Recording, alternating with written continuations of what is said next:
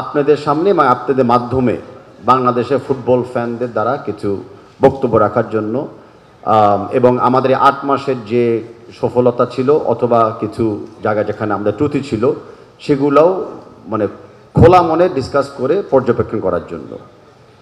আমরা বিশ্বাস করি এরকম একটা সংস্কৃতি আমরা যদি তুলে ধরতে পারি যেখানে প্রতি 6 মাস পর পর আমরা একটা ফুটবল টাউন হল মিটিংয়ের মতো করতে চাচ্ছি, সেটা আমাদের দেশের মানে জন্য তো মঙ্গল হবেই ক্রীড়ার ক্ষেত্রে, কিন্তু আমাদেরকে জবাবদিহিতার ভিতরে রাখার একটা প্রক্রিয়া করে দিতে পারবেন।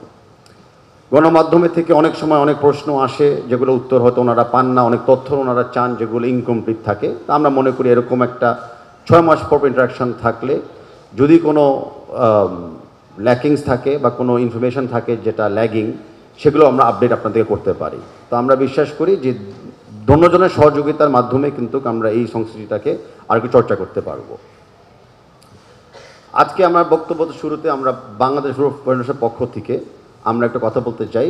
বর্তমান যেই বাজেট অধিবেশনটা হতে যাচ্ছে বাংলাদেশে, আপনারা দেখবেন যে বাজেট সময় অনেক কথাবার্তা হয়, অনেক অ্যালোকেশন বরাদ্দ নিয়ে কথাবার্তা হয়, কিন্তু ক্রীড়া নিয়ে কিন্তু অত কথাবার্তা সমালোচনা বা উদ্যোগ নিয়ে কথা হয় না।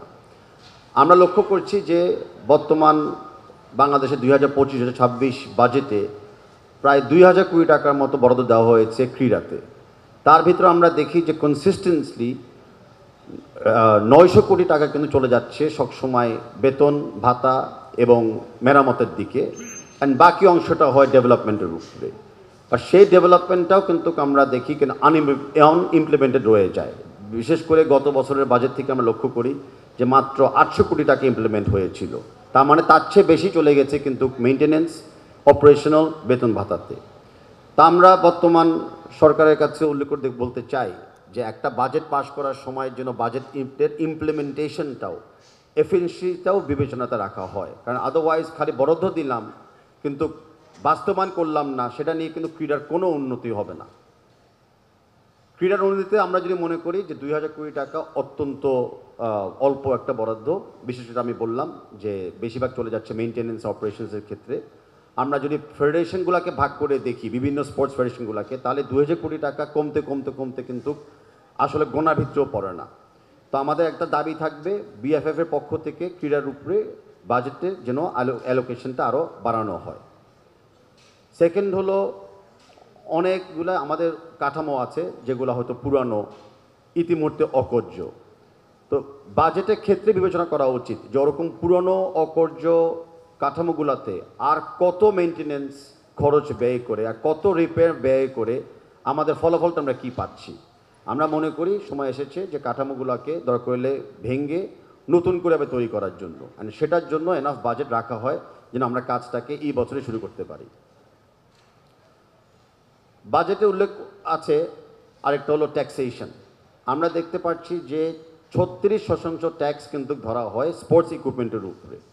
এখন যেই দেশে আমরা সবাই ক্রীড়াতে চাচ্ছি আরও মানে সব দিকে ঢুকানোর জন্য, অনুপ্রেরণা করার জন্য, প্রতিযোগিতামূলক ক্রীড়াকে ডেভেলপ করার জন্য, কমার্শিয়ালাইজ করার জন্য, সেখানে আমরা বিশ্বাস করি যে 36% ট্যাক্স আর তার উপরে তো অনেক সাপ্লিমেন্টারি ট্যাক্স থাকে, অনেক বড় একটা সংখ্যা স্পোর্টস ইকুইপমেন্টের উপরে।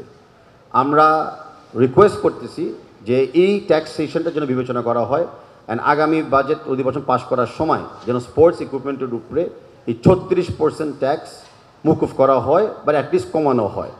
আমি কম্প্যারিজন করতে চাচ্ছি যে আমাদের পার্শ্ববর্তী দেশে ভারতে আমরা যদি দেখি সেখানেও কিন্তু স্পোর্টস ইকুইপমেন্টের উপরে ট্যাক্স হলো মাত্র 12%।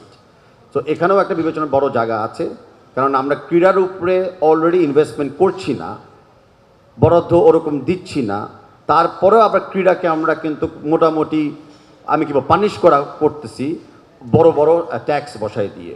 তো সেই জায়গাটা আমি বিশ্বাস করি যে আগামীতে আমাদের স্পোর্টস মিনিস্ট্রি এবং ফাইন্যান্স মিনিস্ট্রি বিবেচনায় রাখবে। আমি এটা জোরালোভাবে রিকোয়েস্ট করছি ওনাদেরকে। এখন আসি আমরা আমাদের বর্তমান যেই বাংলাদেশ ফুটবল ফেডারেশন যে কাজগুলো নিয়ে। বাংলাদেশ ফুটবল ফেডারেশনের কাজগুলো নিয়ে আপনারা জানেন যে আমরা শুরু করেছিলাম, যদিও কিছু ক্রেডিট তো দিতে হবে বিগত কমিটিগুলোকে, বাট আমাদের সাফ মেয়েরা সাফে কিন্তু দ্বিতীয়বারের মতো সাফ জয় করেছিল। সেটা হয়েছিল আমাদের কিন্তু কমিটির যাত্রা থেকে শুরু। সেখান থেকে আমরা তরুণদের উৎসবের ক্ষেত্রে আমরা 800টার চেয়ে বেশি ফুটবল খেলার প্রতিযোগিতামূলক মেয়ে এবং ছেলেদের জন্য আয়োজন করেছিলাম, যেখানে যেটা আমরা বারে বারে বলতে পছন্দ করি যে টেকনাফ থেকে এবং তেঁতুলিয়া পর্যন্ত খেলা হয়েছে। খেলাগুলা চরে হয়েছে, খেলাগুলা বিচে হয়েছে, খেলাগুলা কিছু পাহাড়ে হয়েছে, খেলাগুলা কিন্তু সড়কও হয়েছে এবং অফকোর্স মাঠে হয়েছে।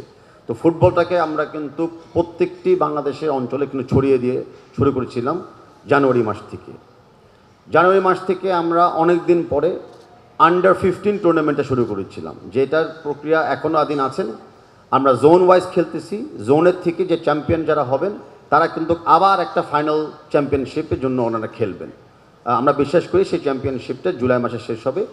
তবে লক্ষ্য থাকতে হবে যে প্রতি জানুয়ারিতে আমরা এই টুর্নামেন্টটা শুরু করব, তাই প্রতি বছরেই যেন আমরা কনসিস্টেন্টলি আন্ডার 15 টুর্নামেন্টটা আমরা কন্টিনিউ করতে পারি। আমরা ইউথ ডেভেলপমেন্টে অনেক বেশি জোর দিয়েছি। ইউথ ডেভেলপমেন্টে জোর দেওয়াতে আমাদের আন্ডার 19 টিমটা ছিল আমাদের প্রথম একটা লিটমাস টেস্ট। সেটাও সাফ টুর্নামেন্টে যায় ওনারা ফাইনালসে পেনাল্টির মাধ্যমে ওনারা হয়তো চ্যাম্পিয়ন হতে পারলো না, কিন্তু রানার্স আপ হয়েছে অ্যান্ড অত্যন্ত ওনারা ভালো খেলেছিলেন।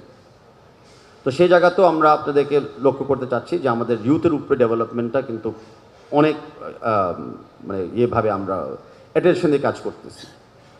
আমাদের নারী ফুটবল দল অনেক দিন পরে অনেক উচ্চ মানের টিমের সাথে খেলতেছে এবং লড়াই করছেন। আমরা শুরু করেছিলাম ইউইর সাথে একটা ফ্রেন্ডলি ম্যাচ, 2টা ফ্রেন্ডলি ম্যাচ, ওইখানে আমরা আওয়ে ম্যাচও কিন্তু গোল করতে সক্ষম হয়েছিলাম। আমরা রিসেন্টলি ট্রাই নেশন কাপ খেলেছিলাম জর্ডানে, যেখানে ইন্দোনেশিয়ার সাথে জর্ডানের সাথে যারা আমাদের চেয়ে হাই র্যাঙ্কিং টিম তাদের সাথে আমরা ড্র করেছিলাম। বাট বিশেষ করে আমরা জর্ডানের সাথে কিন্তু পিছিয়ে থাকা অবস্থাও আমরা কিন্তু ড্র করতে সম্ভব হয়েছিলাম। তো এই যে আন্ডার 19 পিছিয়ে থাকতে কেউ গোল দিচ্ছে, নারীরাও পিছিয়ে থাকার পরেও গোল দিচ্ছে, আমাদের ন্যাশনাল টিমও পিছিয়ে থাকার পরেও গোল দিচ্ছে, সেটা কিন্তু একটু মানে উল্লেখ আমি করতে চাচ্ছি যে আমাদের টিমের মেন্টাল স্ট্রেংথটা কিন্তু অনেক বেড়ে যাচ্ছে।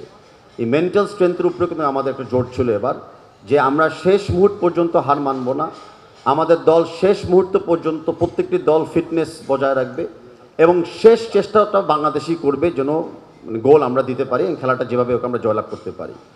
তো ইউথ ডেভেলপমেন্ট, মেন্টাল স্ট্রেংথেনিং, এই দুটা কিন্তু ছিল আমাদের শুরু থেকে একটা সেক্টর যেখানে আমরা চেষ্টা করেছিলাম কাজ করার জন্য। অ্যান্ড আমি আশা করি আগামী 3.5 বছর যেটা আমাদের কমিটি আন্ডার রয়েছে আমরা আরও ভালো ভালো কিছু প্রগ্রেস এই জায়গায় দেখতে পারবো।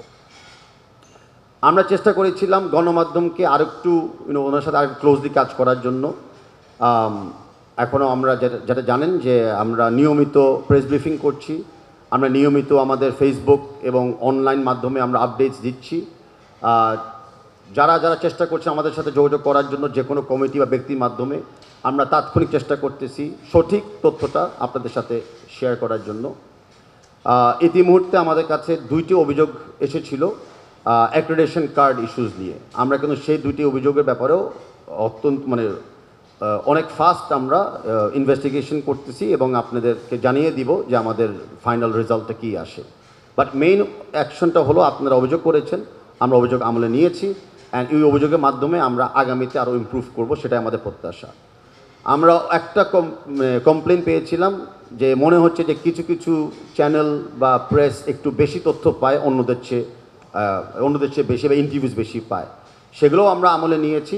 আমরা ইন্টারনালি খতিয়ে দেখব যে এরকম কোনো সমস্যা আছে কি না, বা নিশ্চয়ই আমরা এমন আচরণ করব ভবিষ্যতে যেন আপনাদের এই অভিযোগগুলি আর আমাদের আমলে আসতে না হয়।